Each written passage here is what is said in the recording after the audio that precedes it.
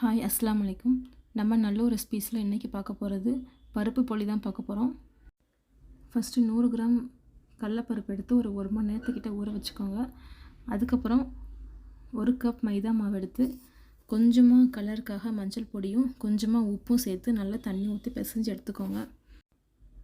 கொஞ்சம் நல்லா நெல்லு இருக்கும் போதே தண்ணி ஊற்றுறதை ஸ்டாப் பண்ணிவிட்டு ஒரு 4-5 ஸ்பூன் கிட்ட எண்ணெய் ஊற்றி அதையும் நல்லா பிணைஞ்சு மேலேயும் நல்லா எண்ணெய் ஊற்றி ஒரு 2 ஹவர்ஸ் கிட்ட ஊற வச்சுருங்க. எண்ணெய் ஊற்றி ஊற வச்சாதான் மாவு நல்லா சாஃப்டாக இருக்கும், நல்லா உங்களுக்கு ஃப்ளெக்சிபிளாக இழுப்படும். இதுக்கப்புறம் நம்ம ஊற வச்சுருந்த கடலப்பருப்பையும் நம்ம வேக வச்சு எடுத்துடலாம். ரொம்ப கூலாக மசியணும்னு அவசியம் இல்லை, ஏன்னா இதுக்கப்புறம் நம்ம அதை மிக்சியில் போட்டு நல்லா அரைச்சி தான் எடுத்துக்க போகிறோம். எடுத்து பார்க்கும்போது உங்களுக்கு மேஷ் பண்ணால் ஈஸியாக இருக்கணும். ஸோ அந்தளவுக்கு உங்களுக்கு மசிஞ்சால் போதும். இது கூட இனிப்புக்காக உங்களுக்கு ஒரு 150 கிராம் கருப்பட்டியை நல்லா கரைச்சி எடுத்துக்கலாம். ஃபஸ்ட்டு அதில் உள்ள கசடெல்லாம் போகணும்ல, நல்லா கரைஞ்சி வரட்டும். இதுக்கு நமக்கு பாகு பாத்திரம்லாம் தேவையில்லை. அது நல்லா கரைகிறதுக்குள்ளே நம்ம கடலப்பருப்பை விசில் போட்டு வச்சுருந்தோம்ல, அதை நல்லா மிக்சியில் போட்டு நல்லா சாஃப்ட் ஆக்கிக்கலாம்.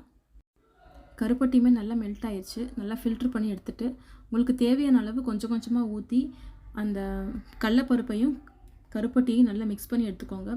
நீங்கள் ஃபுல்லாக ஊற்றினா கூட ரொம்ப கொலக்கொலன்லாம் ஆகாது, ஏன்னா அது ஃபுல்லாகவே உறிஞ்சிடும் அந்த கடலப்பருப்பு. எனக்கு இதில் ஒரு 100 ml கிட்ட நான் ஊற்றினேன். அந்த இனிப்பு எனக்கு கரெக்டாக தான் இருந்தது. இதை நல்லா மேஷ் பண்ணி ஒரு உருண்டை மாதிரி எடுத்துக்கலாம். நம்ம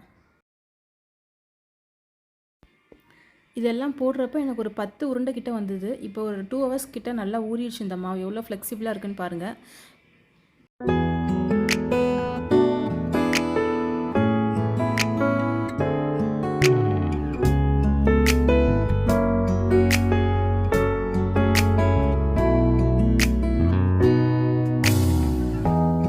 햇살이 너무 좋았어 그냥 모두 좋았어 널 만나서 모든 게 다.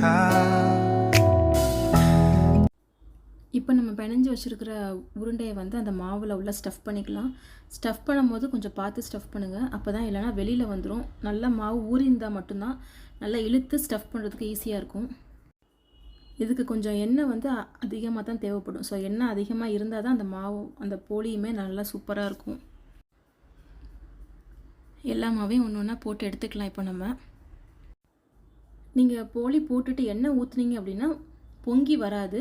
பட் எண்ணெய் ஊற்றாமல் நீங்கள் போட்டிங்கன்னா பொங்கி வரும். அதுதான் டிஃப்ரென்ஸு. ஸோ எல்லாமே நம்ம சுட்டு எடுத்தாச்சு. இப்போ நான் ஒன்று மட்டும் பிரித்து காமிக்கிறேன் பாருங்கள், எவ்வளோ சாஃப்டாக இருக்குன்னு சொல்லிட்டு. இது சூடு ஆறுனதுக்கப்புறமும் இப்படி தான் இருக்கும். ஒரு நாள் கிட்ட வெளியில் வச்சா நல்லாயிருக்கும். நீங்கள் ஃப்ரிட்ஜில் வச்சு ஒரு 2-3 டேஸில் சாப்பிட்டீங்கனாலும் நல்லா தான் இருக்கும். நீங்களும் செஞ்சு பார்த்துட்டு எப்படி இருக்குன்னு கமெண்ட்லாம் சொல்லுங்கள். தேங்க்யூ.